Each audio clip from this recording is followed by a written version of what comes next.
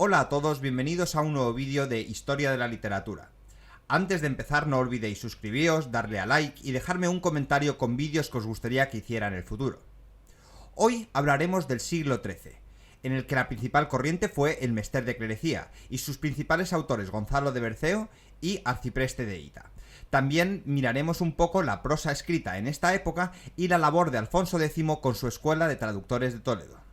Los hechos fundamentales en nuestra literatura durante el siglo XIII son la continuidad de los cantares de gesta, el Mester de Juglaría, la aparición del Mester de Clerecía, en oposición al anterior, Gonzalo de Berceo fue el máximo representante, la figura de Alfonso X el Sabio, con la Escuela de Traductores de Toledo, y también que se desarrolla la gran escuela lírico-laico-portuguesa en Galicia, y en Cataluña surge la figura de Ramón Llull.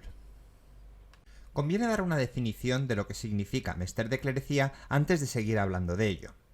Se refiere a la forma de escribir y al conjunto de creadores clérigos entre los siglos XIII y XIV. Mester significa oficio y de clerecía de clérigos. Y acordaos de que clérigos no se refiere únicamente a hombres de la Iglesia. Es un término que engloba a cualquier hombre culto que sabía latín y podía transmitir su cultura posiblemente gracias a su paso por los monasterios.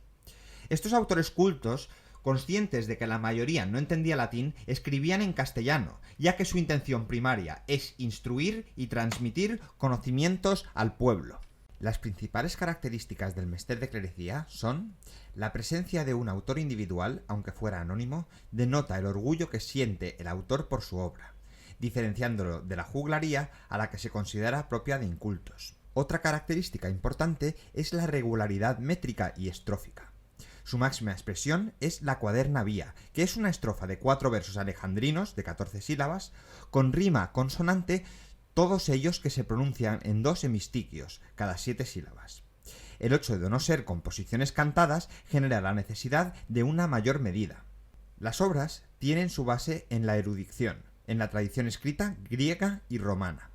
Esta tradición se mantiene como fuente de la autoridad máxima, frente a la tradición, memoria oral, del Mester de Juglaría. La defensa de los intereses económicos monásticos en el siglo XIII, no en el XIV, hace que muchas de estas obras sirvan como propaganda de los monasterios para recaudar ofrendas, donativos. Por ejemplo, Gonzalo de Berceo escribió la vida de 3 santos distintos en 3 monasterios diferentes: Santo Domingo de Silos, Santa Oria y San Millán de la Cogolla. En cuanto a los temas, son variados, amorosos, políticos.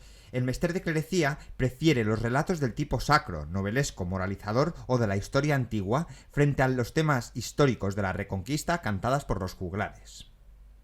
Centrémonos ahora en los autores del Mester de Clerecía.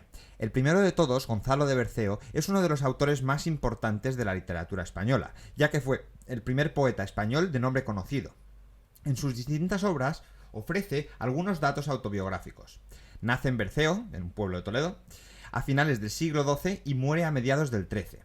Como clérigo que fue, no se sabe si secular o regular, su vida transcurrió vinculada a los monasterios de San Millán de la Cogolla y Santo Domingo de Silos.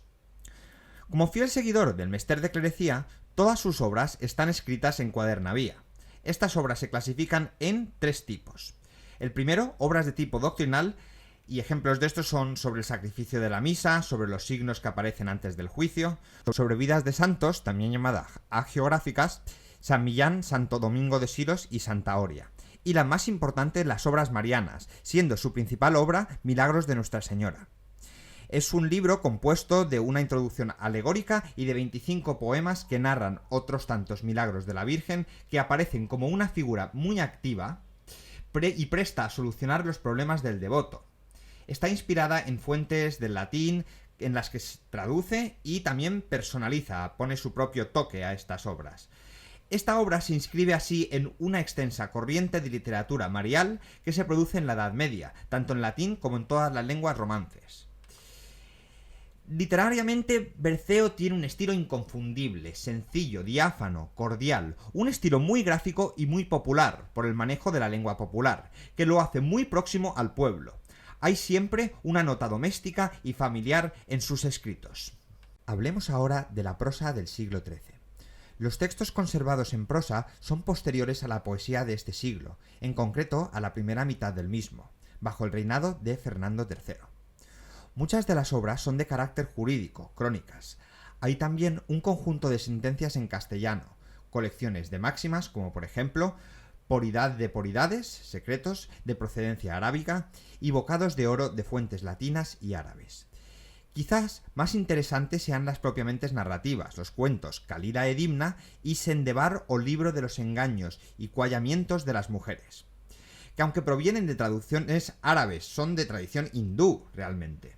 En esta última es de gran importancia Las Mil y una noches, la historia de una madrastra que trata de seducir al hijo del rey y al no conseguirlo lo acusa y condena a muerte, frente a lo cual los sabios irán contando historias en un intento de alargar la ejecución de esa sentencia. Todos estos se tratan de cuentos misóginos muy comunes en la Edad Media. Hablemos ahora de Alfonso X el Sabio, que aunque muchos penséis que estamos hablando de historia, realmente este rey contribuyó mucho a la historia de la literatura en España, concretamente en la segunda mitad del siglo XIII. Alfonso X fue rey de Castilla y León, y su grandeza reside fundamentalmente en las empresas culturales que acometió. Aunque culturalmente fue fundamental, políticamente fue un reinado fallido, se le daba mejor las letras que gobernar. Se habla de un prerrenacimiento del siglo XII que en España no pudo darse por el contexto bélico con los árabes. Seguía habiendo una reconquista del territorio cristiano frente al territorio árabe.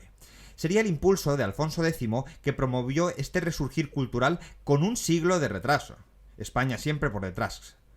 Tratando de imitar a los árabes, una misma lengua culta y viva convierte al castellano en lengua oficial del reino, adaptando todos los documentos oficiales en esta lengua.